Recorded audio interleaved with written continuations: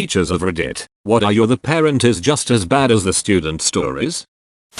Elementary teacher here. We had a student who wouldn't stop stealing things out of other kids' backpacks. We had caught him on camera and would call the parents and they would just say no. That's his insert stolen item. We just bought it for him. Then, we get him on a positive behavior plan and create intentional lessons about empathy to others, setting goals to get what you want, the difference between wants, needs, etc. Eventually, he gets enough positive days in a row that he gets released from the behavior plan and receives a free bike as his incentive for good behavior. They were donated to the school by a local bike shop. The next day he tells me his uncle stole it and pawned it. He went right back to his old behaviors and it was heartbreaking.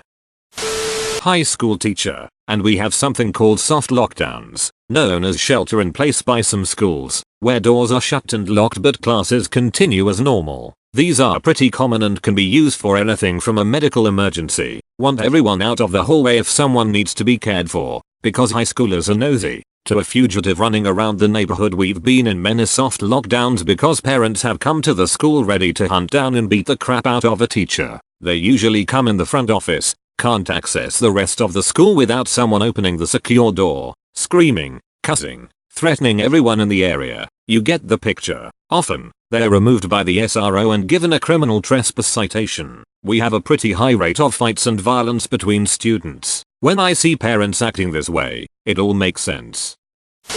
I had a student last year who was new to the school. Really nice, friendly, shy and hilariously absent-minded. He would come to school at least 2 days a week with either his shirt on backwards, inside out or both. So I wanted to talk to his parents about how his absent-mindedness was affecting his learning. Mum shows up at 5. Dad shows up 1 hour late. We have a good chat and they get up to go. As I'm walking them out I said I will show you the shortest way to the parking lot. The dad replies with I didn't park in the parking lot so I said you can go the same way to the street. He said I couldn't find the parking entrance so I just drove around and parked on asphalt play area. Sure enough I walk by and his car is next to the playground. So it all came together after that.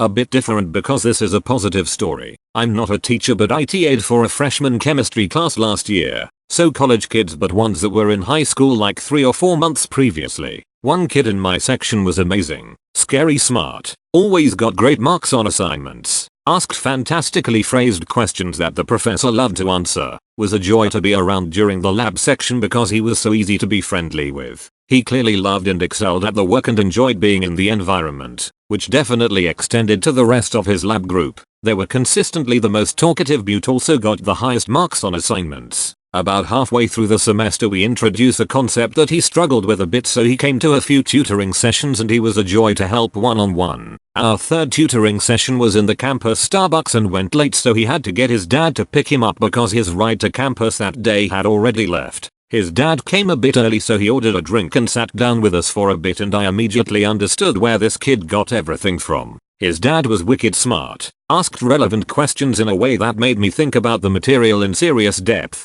same way that his son did, cracked a couple of dad jokes that made me laugh, and was beyond easy to talk to the point where we had stayed an extra 30 minutes beyond what we were supposed to, swapping between going over the material and cutting up. Just a joy to be around from day one until the day of the final and the apple clearly didn't fall far from the tree.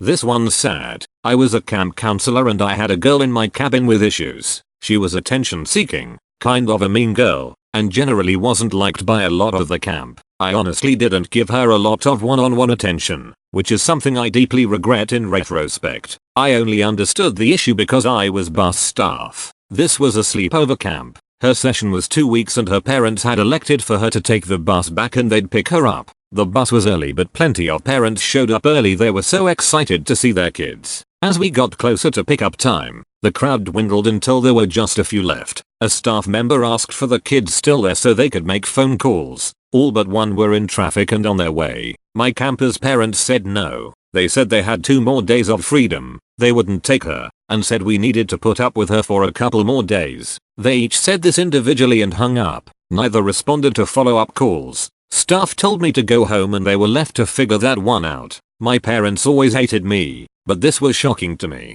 that someone's parents would absolutely refuse to let their 12-year-old into their house. I had a student who repeatedly lied about assignments. saying he'd turned them in and his teachers had lost them. As a team with admin present, we conferenced with mom and dad, who deflected and provided excuses that he just doesn't like school, and, if my son says he did something, he did it. We value integrity in our family. 3 months later some friends of mine invited me to a bar a few towns away to see a band perform. Near the end of the night, I ran into the mom who is out on a date with a man who isn't her husband. From that point on, she wouldn't return any of my emails or calls about the son's behavior. She is now an administrator in another county.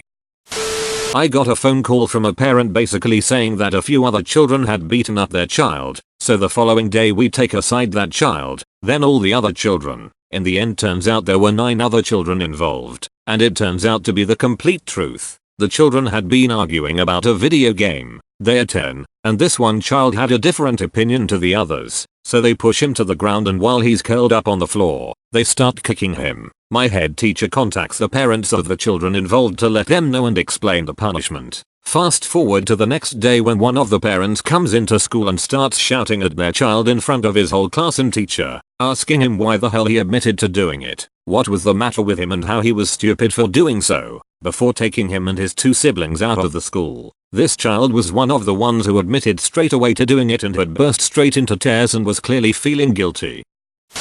I had a student many years ago, call him M. He was a sweetheart in the classroom, never answered back, did as he was told, engaged and interesting, but, outside of class, he wasn't allowed to be around other students, escorted class to class, because he would start to fight every time, and I mean that. I could not wrap my head around it, until parents' evening. His dad was a hulk of a man, mother was sadly deceased, he was clearly abusive. He kept his hand on the back of M's neck, leading him around like that. M looked like he was going to his own execution. Was told later that authorities were involved, but M lashes out all the time because it was the only time he felt he had some control. Would never talk back to an adult because he was just shit scared of us all. He didn't make it the year before he disappeared, but I still think about him. Early in my career I was the poor sap that got roped into doing home visits to work with parents that couldn't meet in school. 6th grade child with extreme behavioral disturbances. Would make moaning sounds in class to upset other students. Told one of my colleagues he'd slap the black out of her. I pull up to the apartment complex and start looking for the right unit. I'm sudden distracted by very obscene, very loud moaning above me. Child's mother and not the father were very naked, having sex out on their deck, standing to the open rest of the apartment complex. Dad was listed to live at that same address. I decide I want absolutely nothing to do with the situation, and as I'm putting in reverse, a utility truck flies in behind me and parks across 2 spaces. Guy gets out and yells up at the woman, "Bitch, I told you I'd beat the N at $% if you didn't stop fucking." Starts throwing screwdrivers and wrenches up at them. I noped out of there so fucking fast. Afterwards I had much more empathy for the kid. He grew up in an atmosphere so unbelievably fucked I had never conceived it could actually exist. Not a teacher but a lad I knew in school was a drug dealer. His mother worked in the police force so if she ever caught him she'd be obliged to report it as she could lose her job if she didn't. Cut to her parents' evening in year 11. 15/16 years old, and he sits down with the teacher sat to our side to have his meeting while I'm having mine. After a small while I phase out and I chime in on hearing the teacher say he's not doing well and failing his classes. This is towards the end so as they end the meeting the mother shouts, "I wish you weren't my son. You're the biggest failure. I hate you. You are the biggest mistake I have ever made." Now not to judge home life. He was a little shit but he was not a nasty guy. I just don't know how a mother could talk to their son like that, especially in front of his peers and other adults. Not a teacher, but I'm a parent. The story I always think of when I see a question like this is when I had a routine pre-report card conference with my son's 1st grade teacher. She was telling me about how he didn't take some of his schoolwork seriously and sometimes didn't finish it. As an example, she took out a handwritten book that he had written about penguins as an assignment. It started out nice, with legit penguin facts, and then after the first 10 pages, it became a bit silly and then ended abruptly with, "A penguin has never seen a leprechaun." I started laughing. I couldn't help it. I was doubled over gasping for air, crying from laughing so hard. The teacher obviously didn't think it was funny, and seemed surprised that I was cracking up, but she politely conceded that maybe it was a little funny. I'm 100% sure that she thought to herself, "Ugh, that's where he gets it."